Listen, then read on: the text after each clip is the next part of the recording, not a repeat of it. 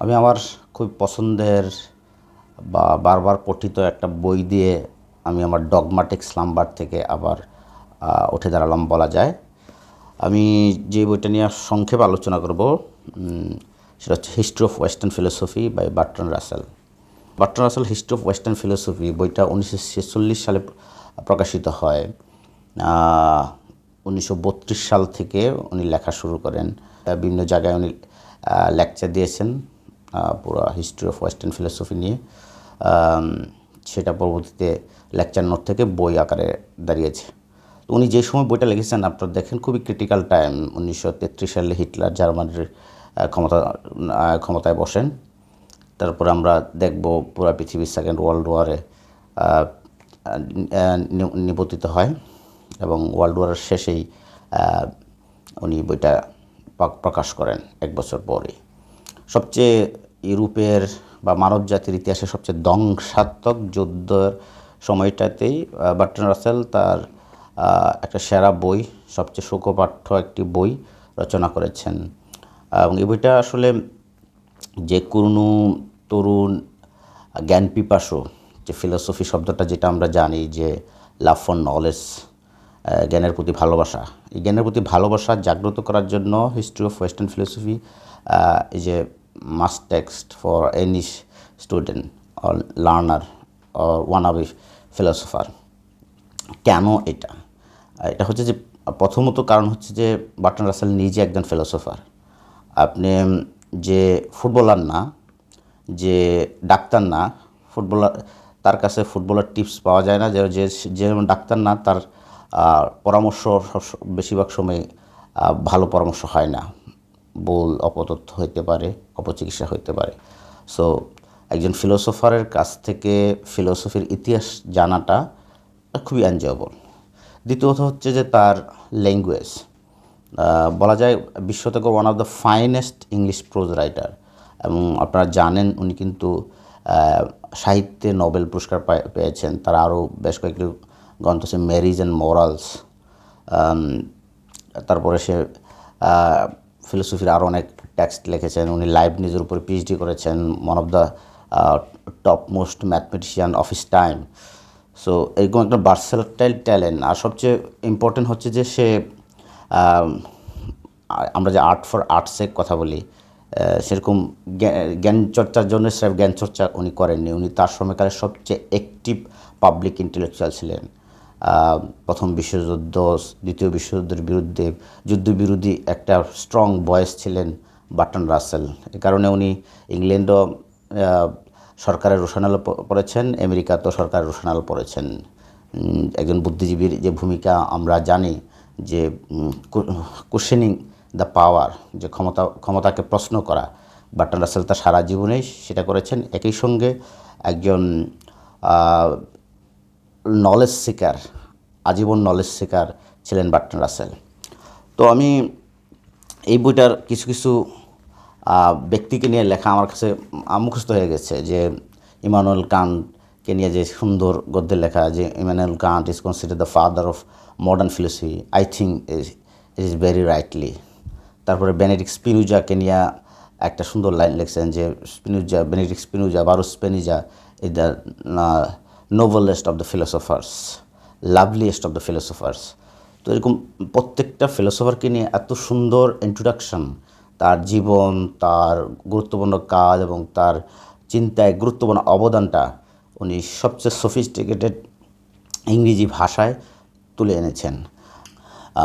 এই বইটা আমার প্রথম পড়া হয়েছে ঢাকা ইউনিভার্সিটি সেন্ট্রাল লাইব্রেরিতে।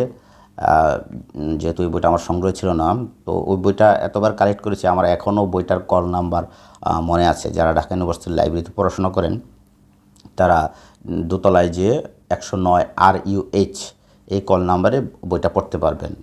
Bertrand Russell History of Western philosophy, অবশ্যই নামটা লিখতে হবে। বার্ট্রান্ড রাসেলের এই গুরুত্বপূর্ণ বইটি 3টি বড় ভাগে বিভক্ত। প্রথমটা হচ্ছে অ্যানসিয়েন্ট ফিলোসফি, প্রাচীন দর্শন। এখানে প্রি সক্রেটিক, সক্রেটিস পূর্ব দার্শনিকগণ, তারপর সক্রেটিস, প্লেটো, অ্যারিস্টটল তাদের কথা এসেছে। তারপরে অ্যারিস্টটলের পরের কিছু দার্শনিক নিয়ে আলোচনা এসেছে। তারপর হচ্ছে যে ক্যাথলিক ফিলোসফি, মানে খ্রিস্টিয়ান ক্রিশ্চিয়ানিটির প্রচারের পর যে ইউরোপীয় স্কলাস্টিক ফিলোসফি বা বাইবেল সেন্ট্রিক যে দর্শন ছিল প্রায় দেড় হাজার বছর, এই সময়কালটা নিয়ে আরেকটা চ্যাপ্টার, এবং সর্বশেষ হচ্ছে মডার্ন ফিলোসফি। এখানে তো প্রত্যেকটা পর্বে উনি ওই সময়ের সেরা সেরা দার্শনিকদের, গুরুত্বপূর্ণ দার্শনিকদের যারা জ্ঞানচর্চার ইতিহাসে গুরুত্বপূর্ণ ভূমিকা পালন করছেন তাদের কথা বলেছেন। এখানে উনি ভূমিকাটাও খুবই উপভোগ্য। উনি ভূমিকায় বলেছেন যে ফিলোসফি কী নিয়ে কাজ করে, ফিলোসফির বাউন্ডারিটা কী। উনি বলতে চাচ্ছেন যে ফিলোসফি হচ্ছে ধর্ম এবং বিজ্ঞান এর মাঝামাঝি নো ম্যানস ল্যান্ড নিয়ে কাজ করেন। ধর্ম আমাদেরকে সার্টেনিটি দেওয়ার চেষ্টা করে, বিজ্ঞানও সার্টেনিটিতে পৌঁছার চেষ্টা করে, কিন্তু তারপরও আমরা অনেক কিছুতে আমরা সার্টেন না, অনেক কিছুতে আমরা অস্পষ্ট। বিজ্ঞানও সময়ে সময়ে চেঞ্জ হয়, যুগে যুগে চেঞ্জ হয়।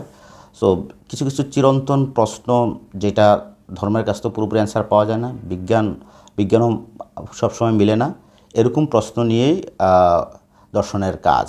উনি দর্শনের টেরিটরি ভাগ করেছেন, সেটা খুবই ইন্টারেস্টিং। তারপর উনি এখানে ক্লিয়ারলি ওয়েস্টার্ন ফিলোসফি নিয়ে কথা বলেছেন। উনি এখানে ইস্টার্ন ফিলোসফি নিয়ে তেমন আলাপ করেনি। ভারতের বা চীন বা জাপান বা মিডল ইস্টার্ন ফিলোসফি তার আলোচনা আসেনি। এখানে গ্রিক রোমান পাটাতনে দাঁড়িয়ে ওয়েস্টার্ন ফিলোসফি নিয়ে উনি আলোচনা করেছেন। ফিলোসফির ইতিহাস আলোচনায় আমি বেশি কথা না বলে এক দুইটা ছোটো ফুটনোট দিয়ে আলোচনা শেষ করি। আমরা যদি দেখি যে বিশ্ব দর্শন দীর্ঘ সময় একজন ব্যক্তির একচ্ছত্র আধিপত্য ছিল, সেটা হচ্ছে অ্যারিস্টটল।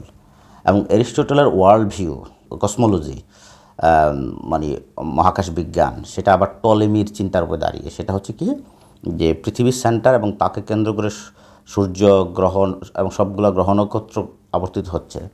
কিন্তু যখন টেলিস্কোপ আবিষ্কার হলো, গ্যালিলিও, কোপার্নিকাস, তারা দেখলেন যে আসলে না, পৃথিবী সৌরজগতের ক্ষুদ্র ছোট একটা গ্রহ, তার মধ্যে আরও অনেক গ্রহ আছে সূর্যকে কেন্দ্র করে, এবং সূর্যের বাইরেও হাজার হাজার lakh lakh million million billion নক্ষত্র আছে, এবং এই নক্ষত্র ঘিরে গ্যালাক্সি আছে। তো এরকম আমরা মিল্কি ওয়ে নামে একটা গ্যালাক্সি সদস্য হচ্ছে সূর্য। সো এই যে রেনেসাঁটা কি, রেনেসাঁ হচ্ছে যে আমরা অনেক দূরবর্তী দেখার সক্ষমতা অর্জন করা, দৃষ্টি সক্ষমতা। তারপর হচ্ছে যে আমরা ওই সময় আমরা দেখব কিছুদিন পর অ্যান্থনি বন লিওনহক অণুবীক্ষণ যন্ত্র আবিষ্কার করেন। তো আমরা যখন অনেক দূরের জিনিসপত্র দেখতে শুরু করলাম, তেমনি আমরা অনেক ক্ষুদ্রাতি ক্ষুদ্র জিনিস, যেটা আমাদের সাধারণ চোখে দেখা যায় না, সেরকম জগৎ সম্পর্ক, অণুজীব বিজ্ঞান, যে আমরা আমাদের দৃষ্টির আড়ালে যে ক্ষুদ্র ক্ষুদ্র অনেক প্রাণীকুল আছে, অণুজীব আছে, সেটা আমরা দেখার সক্ষমতা অর্জন করি। তো আধুনিক এইভাবে এটা বলা যায় যে মানুষ একটা বড় জায়ান্ট লিফট দিল। আরও যদি আমরা দেখি যে আমরা যে ইন্ডাস্ট্রিয়াল রেভলিউশন বলি, এক পর্যন্ত আমরা 2-3 হাজার বছর যদি আমরা দেখি যে মানুষের কৃষি কাজের উপকরণ খুবই একই ধরনের ছিল, লাঙ্গল দিয়ে হাল চাষ করা, গরু দিয়ে হাল চাষ করা, সিম্পল। কিন্তু ইন্ডাস্ট্রিয়াল রেভলিউশনের পর আমরা দেখলাম যে আমরা কিছু কিছু টুল আবিষ্কার করলাম, যেটা মানুষের লেবারকে মিনিমাইজ করেছে। দেখছে হাজার মানুষের কাজ একটা মেশিন করে দিচ্ছে। তো এরকম উইল ডুরান্ট নামে আরেকজন ফিলোসফার অফ হিস্ট্রি, উনি খুব সুন্দর একটা কথা বলেছেন যে if ideas do not change the world, innovations do. তো উনি এরকম কয়েকটা আবিষ্কার কথা বললেন, যে আর্করাইটের সুতার কল, তারপরে জেমস ওয়াটের বাষ্পীয় ইঞ্জিন, এরকম কয়েকটা আবিষ্কার শিল্প বিপ্লবে ত্বরান্বিত করেছে। এবং যে কোনো আবিষ্কার, ইনোভেশন সোসাইটিতে অনেক পরিবর্তন নিয়ে আসে, ইতিবাচক, নেতিবাচক, অর্থনীতি পরিবর্তন নিয়ে আসে। প্রাচীন গ্রিক সভ্যতা, গ্রিক রোমান সিভিলাইজেশন আলাপ করতে যে উনি প্রায় 4,500 বছরের আগের সময়কাল নিয়ে হামুরাবির কোড, তারপরে ওই সময় ফিনিশিয়ান, মিশরীয়, ব্যাবিলনীয় সভ্যতারও সুন্দর আলাপ তুলেছেন ভূমিকাতে।